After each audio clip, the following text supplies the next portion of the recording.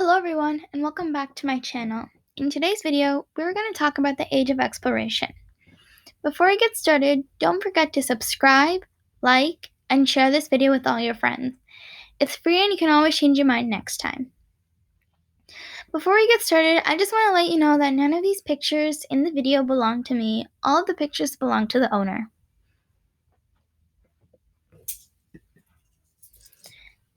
This is the Units of Study timeline. In the last video, we talked about the Renaissance and the Reformation. I'll leave a link down below in the description to both of those videos and where you can watch them. The exploration starts from 1425 to 1700, so it's a pretty long chunk of time, and a lot happens in this chunk of time. Really, as you can kind of see, that right after the Renaissance started happening, the exploration is just like it just kicked in and it started. This is a really important part of history because where you're standing today, if this wasn't explored, then where would we be? That's the real question. So because the exploration happened, we know that all of this land that we have in this world exists today.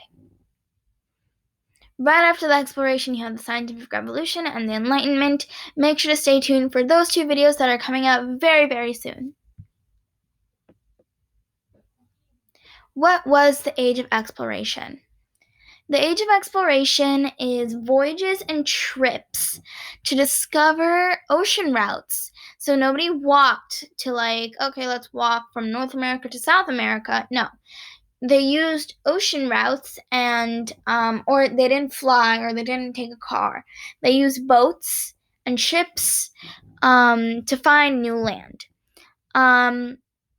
Trade routes from the Silk Road from China all the way to Europe, and I'll show you a little bit about that Silk Road and how long it actually is. So, Europe at this time traded with China, was traded things from China, traded things like spices from India, and gold products from Africa. So Europe knew that India existed, China existed, Africa existed, and some other countries that were around there. So the Age of Exploration is also known as the Age of Discovery as well. And the motto of the Age of Exploration is Gold, God, and Glory, the 3 Gs. So basically people used this motto to find new lands. If this was their purpose of finding new lands. Gold treasures are found on new islands and new lands. God is spreading Christianity because obviously we're in Europe at this time during the Age of Exploration. And glory, fame and prestige, like from the kings and the queens. And the technologies that they use to explore is the compass. We still use the compass today. The astrolabe, it gives latitude. The cartography, that's like better maps. Clocks give speed and direction. Weapons, rifles and cannons. Caravel, and the caravel is smaller ships that had better navigation around the coasts. They're fast and easy to maneuver, so a lot of people really liked using caravels. So in this map, you see that the Silk Road started from China, China's like over here. So, and Europe is all the way like over here. So all this traded, India is here and Africa is over here, and all of this traded. So from here all the way over here, it was like a straight line. It goes from here. So the Europeans knew that okay, India exists, Africa exists, and all these like little countries that were like around China, India, Africa, and Europe. which was really important. So they didn't really know anything beyond just that, just this area. They didn't know that Iceland and Greenland existed, North America, South America, Australia. They didn't know all the way over here up in Russia that this land existed. They had no idea that Antarctica existed as well. So today we know that all of these lands exist, and that we do know that where each are located on the maps. But back then, when you found a new piece of land, it was like a puzzle piece. Okay, I think um Australia and New Zealand go like right above and below each other. So it was like a puzzle piece that cartographers used to create better maps. In this red circle here, you see the old world, which is consisting of Africa, India, China, Europe, and all those like little countries that other little countries that I was talking about too. And then this is the New World. This is the New World: North America, South America, Greenland, Iceland, Canada, America, Brazil, places like those. That's all the New World that hasn't been found out yet. So now we're gonna go like right over here, back in the old world, and we're gonna talk about the Ottoman Empire. It's right here where these two lands are like kind of connecting. You see Italy over here. This is present day Istanbul, but this is former Constantinople. This was conquered by the Ottoman Empire in 1453. And this is in the middle of the trade routes, which was a big thing for the Ottomans, because from something that started from in China that went all the way to Europe, it needed to go through Constantinople. So the prices were changed there, and nobody knew. So something that started in $1 in China made it to like $5 all the way in Europe. So that was like the Ottomans. That's how they were able to make money that way. So it was like right smack in the middle, and you can kind of see in this red circle where the Ottoman Empire actually conquered, where Constantinople actually is. Okay, so now we're going to talk about some explorers. And here I have the map of Africa. And over here we have this dude. His name is Prince Henry the Navigator. This guy has always been fascinated and wanted to be an explorer and wanted to explore different things. But he is a prince, which means he is royalty, which means that he has to stay in the castle. He can't do anything else. He can't like explore. So he did not do those things. Instead, he sponsored trips for other people along the coast. They didn't want to go too far, because then that's when the money will lose.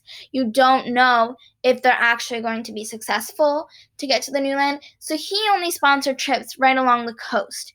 And we have this guy here underneath him. His name is Diaz. He discovered the southern Africa tip. So he started up here in like Portugal, Spain, and then he sailed all the way around this coast and made it to like South Africa. So like really down there he made it.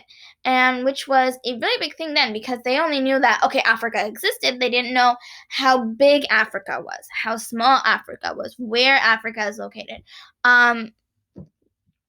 So exploring this part of Africa was a really big thing for them. Another few explorers are Vasco da Gama.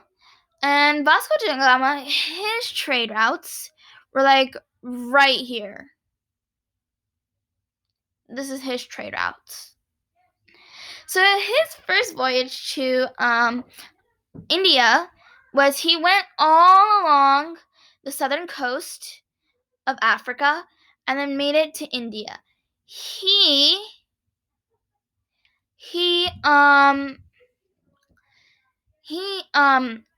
established a trading post in India.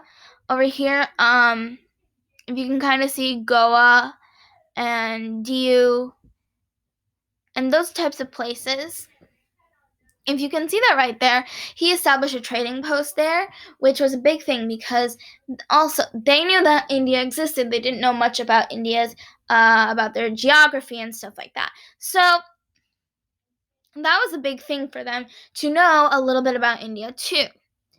Down here we have Pedro Cabral. Pedro Cabral claimed land in present-day Brazil. So you can see in this blue, this was Vasco da Gama's voyage trail. So he started from here and went all the way over here. Pedro Cabral made a few pit stops in the way. His journey went like this, and then he made it to Brazil. He stopped in like the coast of Brazil. From there, he claimed land, and then he also went to India and established a trading post there too. So this was a very big thing as well. They discovered so much land. Now we are going to talk a little bit about Christopher Columbus. Christopher Columbus, you probably know him. We have Columbus Day every year. He thought he was going to India, but made it to America instead. So, once he discovered America, a lot of people were like, oh my god, wow, there's like these people and they have all these different like fruits and vegetables and all these like tobacco, and you can kind of see in this picture all the different things that came from North America and that traded from Europe back. So from America came tobacco, pumpkin, turkey, squash, sweet potato, avocado, peppers, pineapple, cacao beans, peanuts, potatoes, tomatoes, corn, beans, and vanilla, and so much more other things too. And I put like this little like surprise emoji like right on top of the tomato because yes, tomatoes are originally from America. You know, Europe is famous for their pastas, pizzas, and you all need tomato sauce to make those. And it's kind of cool how the tomatoes came from America, but ended up being famous in Europe instead, more in America. That's why I put like a little surprise emoji there. What came from Europe to America was diseases, a lot of diseases. We have smallpox, malaria, cough, measles, and so much more.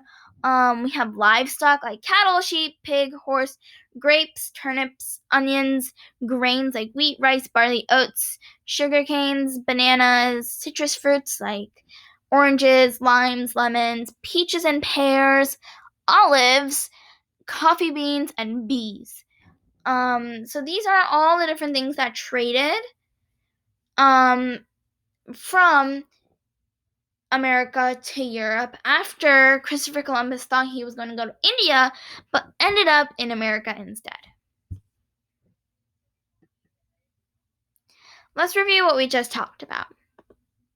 We talked about the things that were traded from North America and Europe when Christopher Columbus explored and discovered America.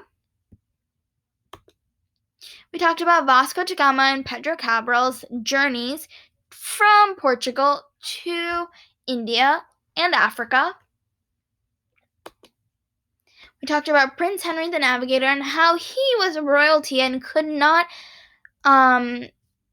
explore, but he sponsored trips along the coast for Diaz and other people like that. Diaz discovered the southern tip of Africa. We talked about the Ottoman Empire and how it's known as today Istanbul, and it's in the middle of a trade route, which was really beneficial for them. We talked about the New World and the Old World. And we talked about the Silk Road and the tradings and the technology used that they used to explore. We also talked about their motto, gold, God, and glory. We also talked about when the exploration started and ended. And if you like this video, then don't forget to subscribe and share it with all your friends. Don't forget to hit that big like button too. I'll see you next time. Bye!